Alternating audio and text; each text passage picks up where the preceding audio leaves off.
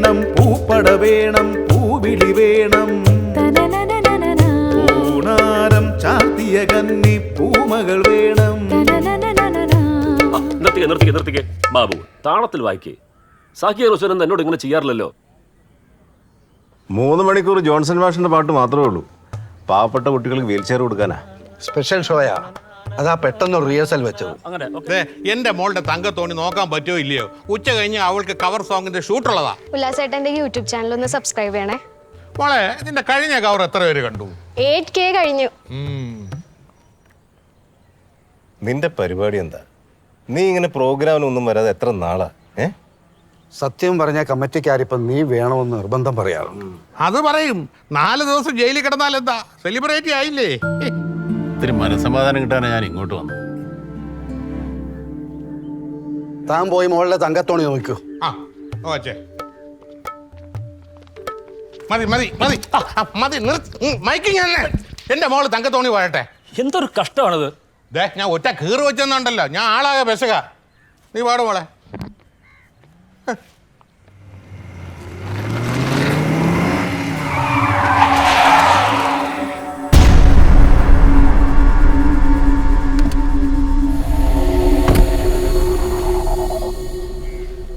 നീ ആരാന്നാണോ നിന്റെ വിചാരം? നീ ഡിവോഴ്സ് ഫയൽ ഒപ്പിട്ട് കൊടുക്കത്തില്ലേ? ഒരു അബദ്ധം പറ്റിയതാ, വിട. ഒരു അബദ്ധം പറ്റിയ വിട. മൂക്കൊലിപ്പ് മാറാത്ത ചെക്കനാ.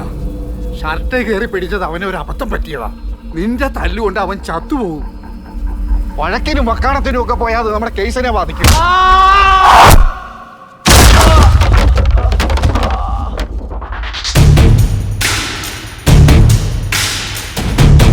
12 കൊല്ലം സെൻട്രൽ ജയിലിലാണറാ. അതിന്റെ ഓർമ്മയ്ക്കാണ് ഈ വെള്ളയും വെള്ളയിട്ടിരിക്കുന്നത് ഞാൻ. നിനക്ക് റീ റെക്കോർഡിംഗ് എത്ര കട്ടയ്ക്ക് വേണം? നിനക്ക് കിട്ടുന്ന കട്ടയ്ക്ക് വായിച്ചടാ. ഒതുങ്ങി നിൽക്കുന്നവന്റെ മുതുകത്ത് കയറുന്ന നിനക്കൊരു പരിധിയില്ലേ? വായിക്കടാ.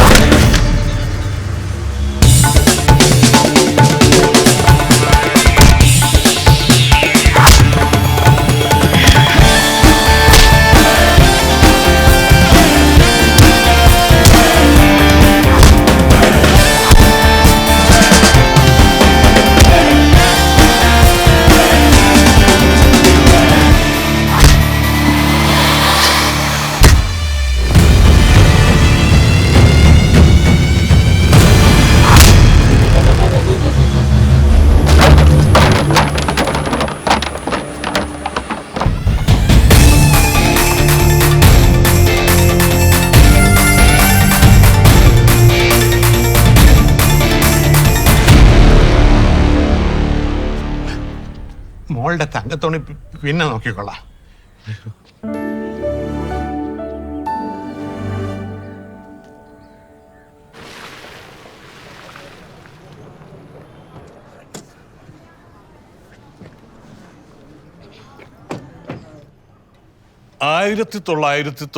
ിൽ കേരളത്തിൽ ആദ്യമായി ഫാമിലി കോർട്ട് നിലവിൽ വന്നപ്പോൾ അത് വെറും 3 എണ്ണമായിരുന്നു.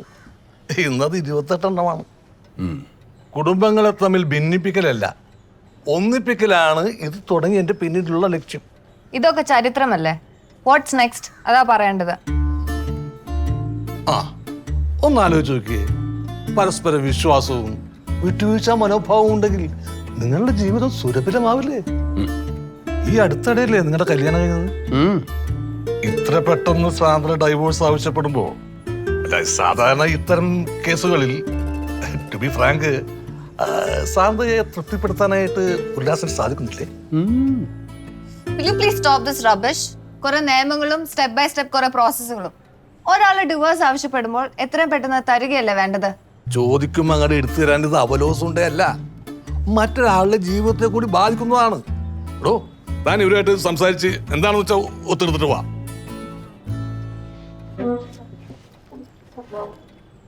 എന്നെ പറ്റി ഇവിടെ അന്വേഷിച്ച് പ്രിൻസിനോട് പറഞ്ഞാൽ എന്ത് പ്രതിഫലം തരാമെന്നാണ് പ്രിൻസ് പറഞ്ഞത്.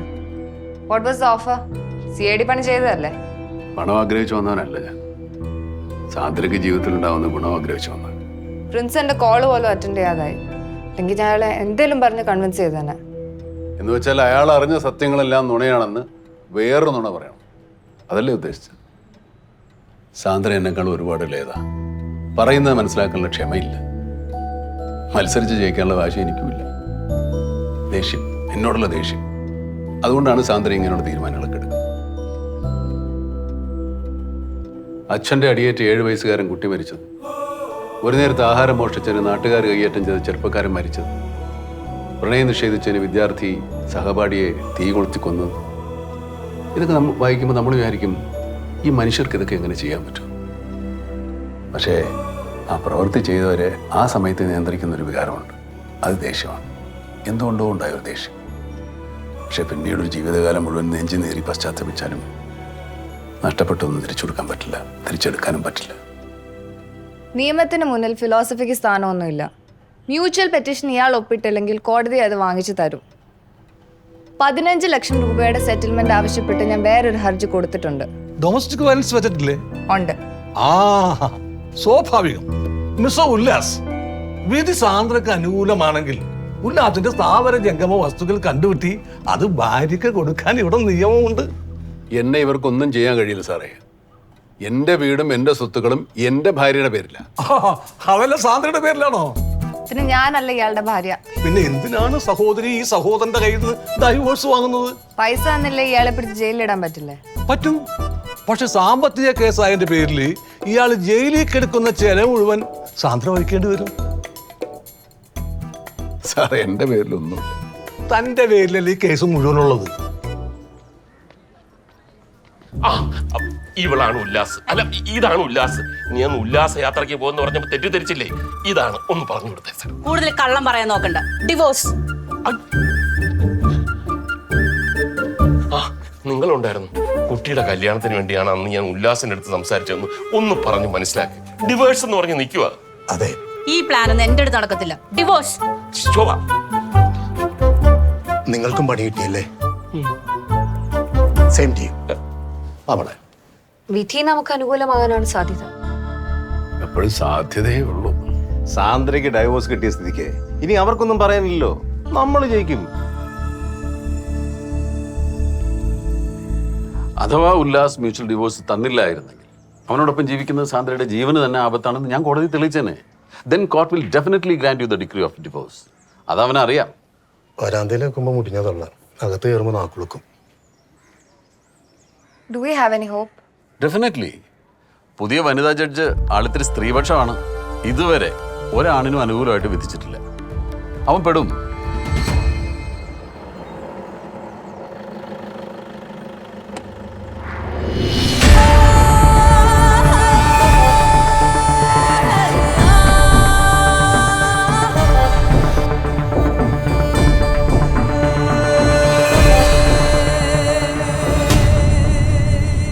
അയ്യോ, ഇവരാണോ എന്നെ അകത്താക്കിയ സ്ത്രീയാ? അന്ന് ഇവര് പ്രോസിക്യൂട്ടർ ആയിരുന്നു.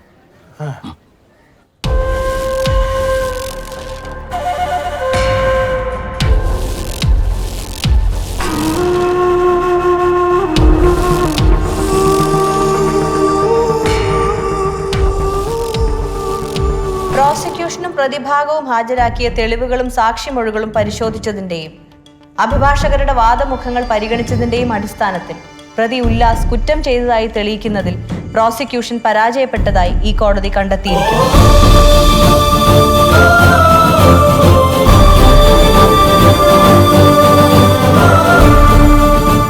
ഉല്ലാസും സാന്ദ്രയും കുടുംബ കോടതി മുഖേന വിവാഹമോചനം നേടിയ കാര്യവും കോടതിയുടെ പരിഗണനയ്ക്ക് വന്നിട്ടുള്ളതാണ്. കേസിന്റെ എല്ലാ വശങ്ങളും പരിഗണിച്ച് പ്രതി ഉല്ലാസിനെ ഈ കോടതി നിരുപാധികം വിട്ടയച്ചതായി ഉത്തരവിടുന്നു.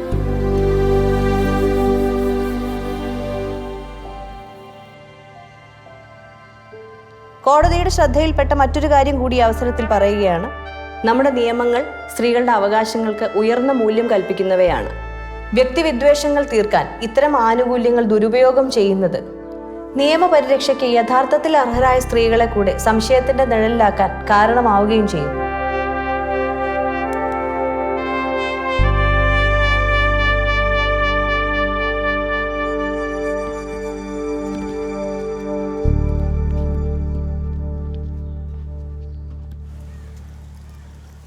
ഉല്ലാസ് എവിടെ? കണ്ടില്ലല്ലോ. അവനപ്പുറത്തെങ്ങാണ്ടുണ്ട്. ആ വക്കീൽ പെണ്ണിന്റെ കൂടെയാ. പിന്നെ ഈ ജാതകത്തിൽ 2-3 കല്യാണമൊക്കെ കാണും. ഇനി അതൊന്നും വേണ്ട, അടങ്ങി ഒതുങ്ങി ജീവിക്കാൻ നോക്ക്. ഇല്ല, എനിക്കൊരു കല്യാണം കൂടെ കഴിക്കണം. ആരെ?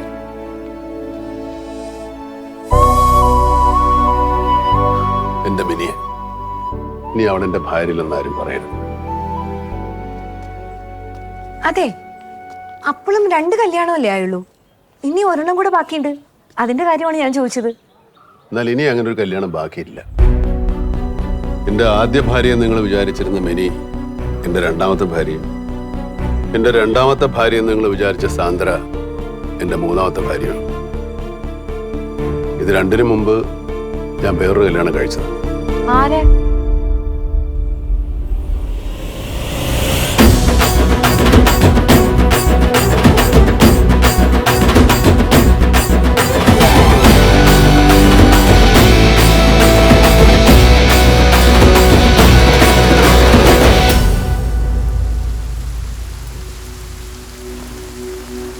അയാളുടെ ഒപ്പം പോയാൽ താൻ ആഗ്രഹിച്ച ജീവിതം തനിക്ക് കിട്ടുമെന്ന് ഉറപ്പുണ്ടോ? ഉണ്ട്. താൻ ആഗ്രഹിക്കുന്ന ഒരു ജീവിതം തരാൻ എനിക്കും സാധിക്കും. അത് നിങ്ങളുടെ തോന്നലാണ്. അറിയണ്ട, എല്ലാത്തിനും പരിഹാരമില്ലേ? ഞാൻ അച്ഛനോട് സംസാരിക്കും. ഇങ്ങനെയുള്ള കാര്യങ്ങൾ മറ്റുള്ളവരുടെ തീരുമാനത്തിന് വിടുന്നതിനേക്കാൾ നല്ലത് നമ്മൾ സ്വയം തീരുമാനിക്കുന്നതാണ്. യൂസഫിൻ്റെ അടുത്ത് ഞാൻ കൊണ്ടാക്കാം. അതല്ലേ താൻ ആഗ്രഹിച്ച ജീവിതം. അന്ന് നിനക്ക് വേണ്ടി എന്നെ കാണാൻ ഉല്ലാസ് വന്നപ്പോൾ അയാളൊരു കാര്യം പറഞ്ഞു. പിടിച്ചു വാങ്ങുന്ന സ്നേഹം കള്ളത്തൊണ്ടേ പാടുന്നൊരു പാട്ട് പോലെയാണ്.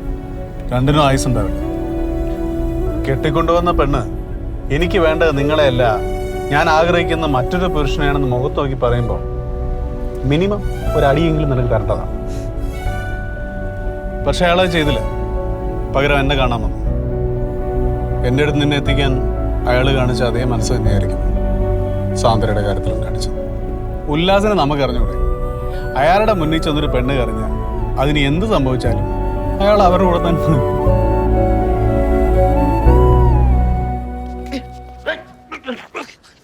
പിടിപെടുകയാണെങ്കിൽ ഒരു സത്യം കൂടെ ഞാൻ പറയാം. എടാവേ, ഞാൻ സകല പിടിയും വിട്ട് നിൽക്കുക. നീ കൊണ്ടുപോയില്ലായിരുന്ന ഞാൻ കയ്യിലെ കാശ് മുടക്കി അമേരിക്കക്ക് വന്നേനെ. എന്തിനാണെന്നറിയോ? നിനക്കിട്ട് 2 പൊട്ടിക്കാൻ. അതിനല്ലേ ഞാൻ ഇങ്ങോട്ട് വന്ന് പൊട്ടിച്ചോ. തിരിച്ച് അമേരിക്കക്ക് പോകാൻ പറ്റില്ലെന്ന് അറിഞ്ഞിട്ട് നീ ഇവിടെ നിന്ന് മിനിയോട് മോളോടുള്ള കാര്യം പറഞ്ഞില്ലേ? അതുകൊണ്ട് തന്നെ ഞാൻ പറഞ്ഞു. അതെ, ഞാൻ മറ്റേ സത്യം പറയാം. കാതറിൻ കിംബർലി മദാമയാ. ഞാൻ അവളെ കെട്ടി, ഗ്രീൻ കാർഡ് കിട്ടി. എനിക്ക് എപ്പോൾ വേണം അമേരിക്കയിൽ പോകാൻ വരാം. പ്രിൻസ് കാരണം പ്രിൻസിപ്പാളിന്റെ ചീത്ത ഞാനാ കേൾക്കുന്നത്. വേഗം പരിപാടി പറഞ്ഞു. അപ്പൊ ഈ ജാതകം എന്ന് പറയുന്നതിനകത്ത് സത്യം ഉണ്ടല്ലേ? ഇവന് ജാതകമൊന്നുമില്ല.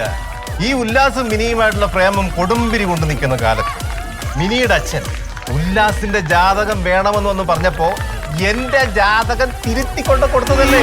പാടുവേ വെற்றி നടை போடுவே एक तुझे खेलिए ஏந்தி பாத்தியே எனக்காக ஏற்றம் என்னம்மா கடத்தூரின் கண்ணம்மா உனக்காக வாழும் மாமந்தா கல்யாண